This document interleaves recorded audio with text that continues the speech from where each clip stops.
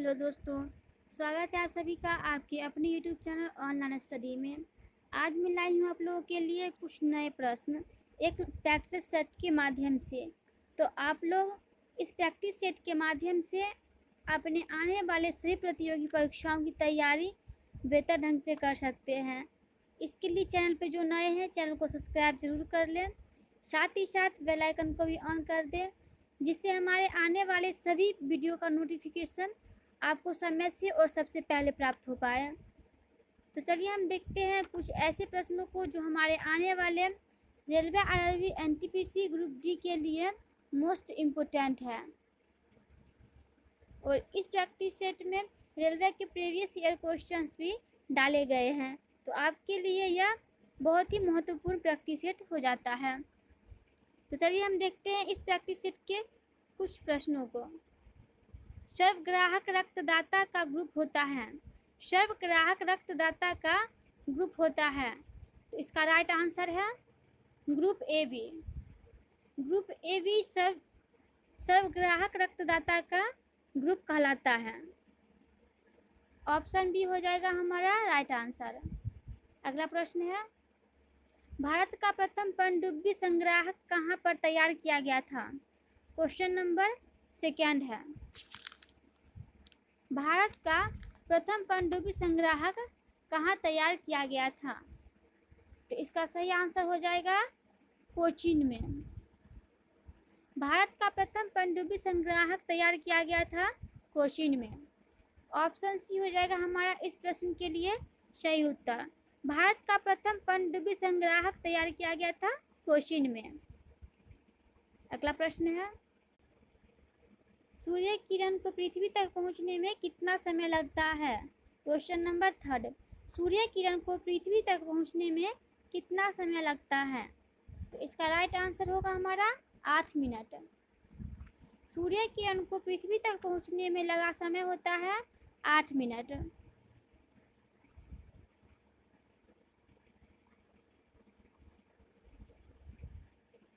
इस क्वेश्चन के लिए ऑप्शन बी हो जाएगा हमारा राइट आंसर। अगला प्रश्न है, इंसुलिन मनुष्य के निम्नलिखित में से किस अंग से निकलता है? क्वेश्चन नंबर 4 है, इंसुलिन मनुष्य के निम्नलिखित में से किस अंग से निकलता है? तो इसका राइट आंसर है पैनक्रियाज से। इंसुलिन मनुष्य के पैनक्रियाज भाग से निकलता है। मनुष्य शरीर के पैनक्रियाज अंग से इंसुलिन का स्राव होता है। ऑप्शन ए हो जाएगा हमारा राइट आंसर। अगला प्रश्न है, ध्वनि तरंग किस दर से यात्रा करती है?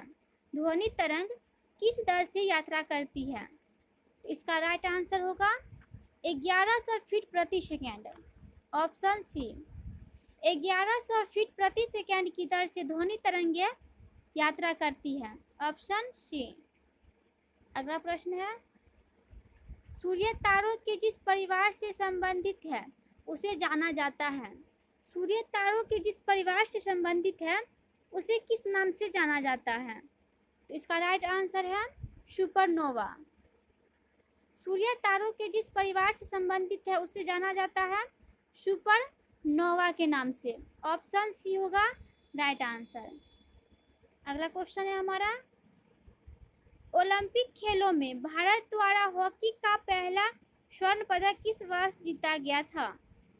क्वेश्चन नंबर 7 है, ओलंपिक खेलों में भारत द्वारा हॉकी का पहला स्वर्ण पदक किस वर्ष जीता गया था?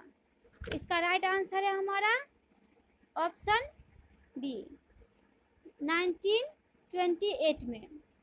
1928 में ओलंपिक खेलों में भारत द्वारा पहली बार स्वर्ण पदक जीता गया था। पहली बार स्वर्ण पदक पुरुष हॉकी स्पर्धा का स्वर्ण पदक भारत को मिला था 1928 में। अगला क्वेश्चन देखते हैं, कोपा अमेरिका किस खेल से संबंधित है? कोपा अमेरिका किस खेल से संबंधित है? क्वेश्चन नंबर 8 है हमारा, कोपा अमेरिका कप किस खेल से संबंधित है? तो इसका राइट आंसर है फुटबॉल के खेल से। कोपा अमेरिका कप संबंधित है फुटबॉल के खेल से। ऑप्शन ए है हमारा राइट आंसर। अगला प्रश्न है, भारतीय संविधान की कौन सी अनुसूची राज्य परिषद की सीटों के बारे में वर्णन करती है? भारतीय संविधान की कौन सी अनुसूची राज्य परिषद की सीटों के बारे में वर्णन करती है? इसका राइट आंसर होगा चौथी अनुसूची। भारतीय संविधान की चौथी अनुसूची राज्य परिषद की सीटों के बारे में वर्णन करती है। ऑप्शन बी होगा हमारा राइट आंसर। अगला प्रश्न है, अभिन्युक्ता मानव शरीर के किस भाग और क्षमता को प्रतिकूलता प्रभावित करती है? क्वेश्चन नंबर 10 है, अभिन्युक्ता मानव शरीर के किस अंग और क्षमता को प्रतिकूलता प्रभावित करती है? इसका राइट आंसर है आँख के भाग को और दृष्टि क्षमता को। अभिन्युक्ता मानव शरीर के आँख के भाग को और दृष्टि क्षमता को प्रतिकूलता प्रभावित करती है। ऑप्शन डी होगा हमारा राइट आंसर। अगला प्रश्न है, एशिया की सबसे लंबी नदी कौन सी है? क्वेश्चन नंबर 11 है हमारा, एशिया की सबसे लंबी नदी कौन सी है? इसका राइट आंसर है यांगती सिक्यांग। यांगती सिक्यांग एशिया की सबसे लंबी नदी है, जो कि चीन की नदी है। यांगती सिक्यांग एशिया की सबसे लंबी नदी है, जो कि चीन में है। ऑप्शन बी होगा हमारा इस प्रश्न के लिए सही उत्तर। अगला प्रश्न है, अर्जुन पुरस्कार कब से प्रारंभ हुआ? क्वेश्चन नंबर 12, अर्जुन पुरस्कार कब से प्रारंभ हुआ? तो इसका राइट आंसर है ऑप्शन ए 1961। 1961 अर्जुन पुरस्कार कब से प्रारंभ हुआ? तो इसका राइट आंसर है 1961।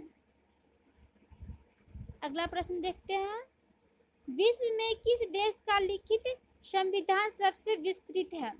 विश्व में किस देश का लिखित संविधान सबसे बड़ा है? इसका राइट आंसर है भारत का। लिखित संविधान सबसे बड़ा है भारत का विश्व में। ऑप्शन डी होगा हमारा इस क्वेश्चन के लिए राइट आंसर। अगला प्रश्न है, सार्क संगठन के सदस्य देशों की संख्या कितनी है? क्वेश्चन नंबर 14 है, सार्क संगठन के सदस्यों की संख्या कितनी है? तो इसका सही आंसर है ऑप्शन बी 8। सार्क संगठन के सदस्यों की संख्या है 8।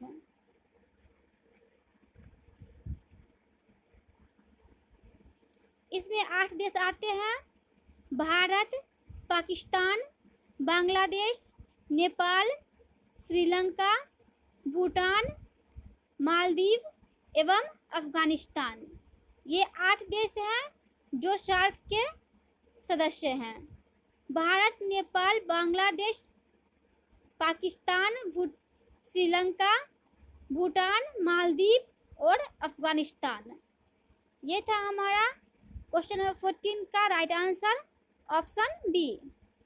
अगला प्रश्न है, किन दो तिथियों को क्रमशः दिन और रात बराबर होता है? किन दो तिथियों को क्रमशः दिन और रात बराबर होता है? तो इसका राइट आंसर है 21 मार्च और 23 सितंबर को। 21 मार्च और 23 सितंबर को दिन और रात क्रमशः बराबर होते हैं। 21 मार्च को दिन और 23 सितंबर को रात का समय बराबर होता है। ऑप्शन बी होगा हमारा इस प्रश्न के लिए सही उत्तर। अगला प्रश्न है, वेदों की संख्या है, वेदों की संख्या कितनी है? तो इसका राइट आंसर है ऑप्शन सी, वेदों की संख्या 4 है। उसमें से आता है ऋग्वेद, सामवेद, अथर्ववेद और यजुर्वेद। ये 4 वेदों की संख्या है, ऋग्वेद, सामवेद, अथर्ववेद और यजुर्वेद। अगला प्रश्न देखते हैं, क्वेश्चन नंबर 17, निम्नलिखित किस वर्ष भारत में ईस्ट इंडिया कंपनी का शासन समाप्त कर भारतीय प्रशासन का नियंत्रण सीधा ब्रिटिश ताज के अंतर्गत हस्तांतरित कर दिया गया था। क्वेश्चन नंबर 17 है, निम्नलिखित में से किस वर्ष भारत में ईस्ट इंडिया कंपनी का शासन समाप्त कर भारतीय प्रशासन का नियंत्रण सीधा ब्रिटिश ताज के अंतर्गत हस्तांतरित कर दिया गया? तो इसका राइट आंसर हो जाएगा 1858 में। 1858 में ईस्ट इंडिया कंपनी का शासन समाप्त कर भारतीय प्रशासन का नियंत्रण सीधा ब्रिटिश ताज के अंतर्गत हस्तांतरित कर दिया गया था। इसका राइट आंसर हो जाएगा ऑप्शन सी, 1858 में। अगला प्रश्न है, निम्नलिखित में सर्वाधिक ठोस धातु है। निम्नलिखित में सर्वाधिक ठोस धातु कौन है? इन 4 ऑप्शंस में से सबसे ठोस धातु कौन है? इसका राइट आंसर होगा प्लेटिनम। इन 4 ऑप्शन में सबसे ठोस धातु है वह है प्लेटिनम। ऑप्शन सी होगा हमारा राइट आंसर। अगला क्वेश्चन है, राज्यसभा द्वारा लोकसभा को धन विधेयक कितने समय में लौटा देना चाहिए?